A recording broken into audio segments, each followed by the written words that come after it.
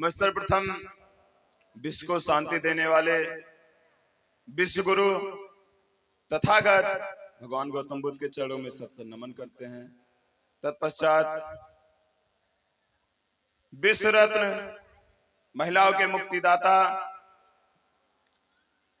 भारत देश के शिल्पकार बोधिसत्व विश्व रत्न संविधान निर्माता बाबा साहब डॉक्टर भीमराव अंबेडकर के चरणों में सत्सर नमन करते हैं।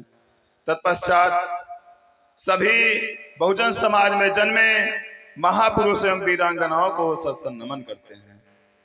जैसा कि आज हम लोग संविधान सम्मान यात्रा तथा वोट जागरूकता अभियान के तहत संविधान बचाओ यात्रा के तहत हम लोग गांव-गांव मोहल्ले जा रहे हैं और लोगों को बता रहे हैं कि जो ये संविधान है आपके लिए कितना महत्वपूर्ण है और ये संविधान आखिर आपका सुरक्षा कवच कैसे है।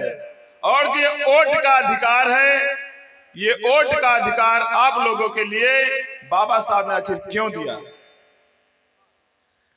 बाबा साहब कहते शिक्षित हो, संगठित हो, संघर्ष करो। लाखों किताब पढ़ने के बाद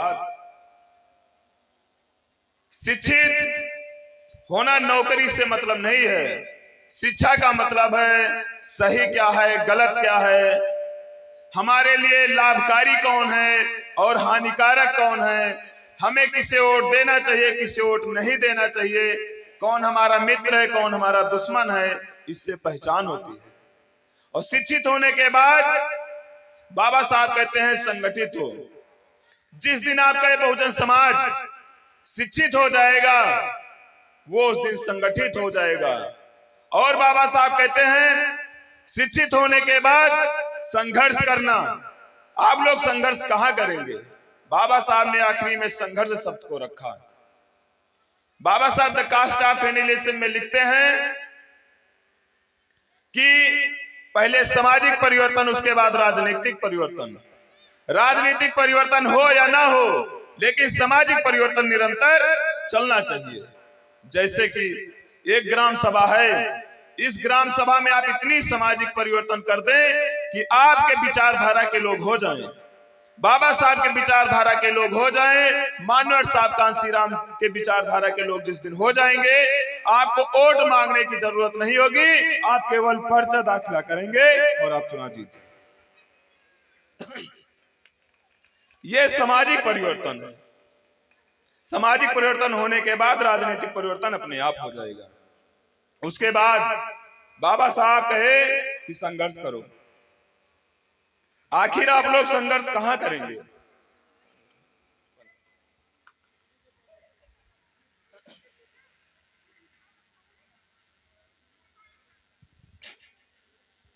संघर्ष, बाबा साहब की आप लोग प्रतिमा देखे होंगे बहुत। मैं हमेशा अपने स्पीच में बताता हूं, बाबा साहब एक किताब सीने से लगा कर रखे हैं, जिसके आज सम्मान में हम लोग यात्रा निकाले हैं। संविधान की किताब, जिसे बाबा साहब कहते हैं मेरे बहुजन समाज के लोगों, शिक्षित होना, संगठित होने के बाद इस किताब को पढ़ना और संसद भवन विधानसभा की तरफ कूच कर जाना, जहां से आपके सारे हक अधिकार मिलते हैं, और उस हक अधिकार को अपने बहुजन समाज को दे देना। जैसा कि आज आप लोग 5 किलो राशन के लिए लाइन लगाए हैं, लेकिन सोचिए ये 5 किलो राशन कहां से निकलता है जिसके लिए आप लाइन में खड़े हैं। और आपको लाइन में देखकर लोग ये देख रहे हैं कि इनका भी बहुजन समाज जो है वो तंगी से, भुखमरी से गुजर रहा है। तो आप लोग ये क्यों नहीं सोचते हैं कि 5 किलो राशन आखिर कहां से निकलता है? हमें वहां पर अधिकार करना चाहिए। अपने बहुजन समाज के बच्चों को पढ़ा लिखा करके वहां पर भेजना चाहिए जहां से 5 किलो राशन निकलता है। उसके बाद बाबा साहब ने संविधान में आपको एक वोट का अधिकार दिया। वोट का अधिकार समझिए संविधान का प्राण है, बाबा साहब का प्राण है। आप लोग ये सोचते हैं कि वोट जहां मर्जी वहां दे देंगे। सोचिए, एक समय था जब संविधान लागू नहीं था, तब और अब के समय में क्या अंतर है।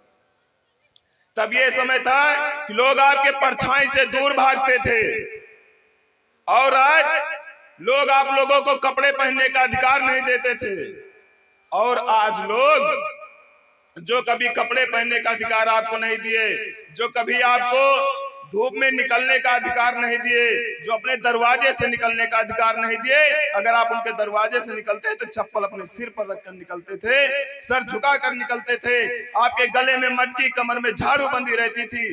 सोचिए आज वो लोग आपको कैसे बर्दाश्त कर रहे हैं। बाबा साहब ने जब से वोट का अधिकार दिया संविधान में, वो लोग आपके घर वोट मांगने आते हैं और आपके पैर छू कर जाते हैं। कि संविधान की और वोट की पावर। आप लोग, अब चुनाव आने वाला है, आपको 500 रुपया देंगे, जो कभी आपकी हाल चाल नहीं पूछा, जो कभी ये नहीं पूछा कि आप किस हाल में जी रहे हैं। आज वो लोग आएंगे, वोट का समय आ गया है, आपको 500 रुपया देंगे, 1 किलो दारू देंगे, बोतल, आपको मुर्गा देंगे, खूब खिलाएंगे। किसके लिए? आपके वोट के लिए। लेकिन वोट जैसे ही निकल जाएगा, फिर आपको कोई पूछने नहीं आएगा। उसी वोट के अधिकार से वो लोग संसद भवन, विधानसभा में जाकर बैठते हैं, विधायक बनते हैं, जिला पंचायत बनते हैं, और आपके अधिकारों को छीनने का काम करते हैं। वोट की पावर बहुत बड़ी पावर है। जो कुर्सी पर बैठ जाता है, मुख्यमंत्री बनने के बाद, सांसद बनने के बाद, आपके अधिकारों को छीनने का वो लोग काम करते हैं। संविधान में जैसे आप लोग कहते हैं कि संविधान को बदल दिया जाएगा, सब लोग कह रहे हैं ना, वाकई में बदल देंगे। कैसे पता है? बदलता जा रहा है हमारा संविधान।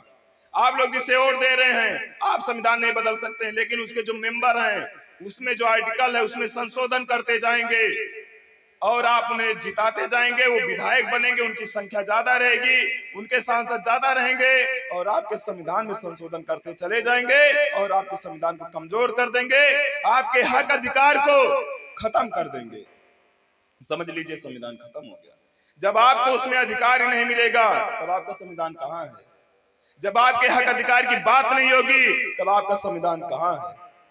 तब आप लोग अब की जब वोट दीजिएगा, तो बहुत सोच विचार के वोट दीजिएगा कि जो पहले हमेशा आपके समाज में आपके लिए बना रहा, आपके हक अधिकार की लड़ाई को लड़ता रहा, आपके SC/ST एक्ट की लड़ाई को लड़ता रहा, आपके आरक्षण की लड़ाई को लड़ता रहा, और इस देश को सुरक्षित करने के लिए, बहन बेटियों की इज्जत को सुरक्षित करने के लिए लड़ता रहा।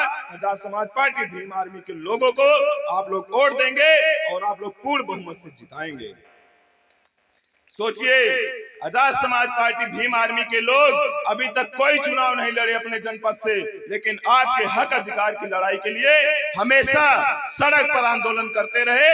अब आप लोगों का दायित्व है कि आप लोगों को नंबर है, आप लोग उन्हें मजबूत करिए, वोट दे करके वो लोग जाएं, जिला पंचायत बन करके, विधायक बन करके, सांसद बन करके, और संसद भवन, विधानसभा में आपकी आवाज को उठाएं और आपके हक अधिकार को सुरक्षित रखें। जैसे आप लोगों को पता है, यहाँ पर भाभी जिला पंचायत वार्ड नंबर 11 से ऋषि गौतम जी आए हुए हैं। भैया खड़े हो जाइए। ये भीम आर्मी के जिला अध्यक्ष हैं और आपके हक अधिकार की लड़ाई को हमेशा लड़ते रहे, कंधे से कंधा मिलाकर हम लोगों के साथ चलते रहे। अब आप लोगों का नंबर है कि आप लोग इन्हें वोट दे करके पूर्ण बहुमत से जिताएं, जिससे ये आपके हक अधिकारों को सुरक्षित रख सके, आपकी लड़ाई को लड़ सके। बहुत बहुत धन्यवाद। जय भीम, जय संविधान।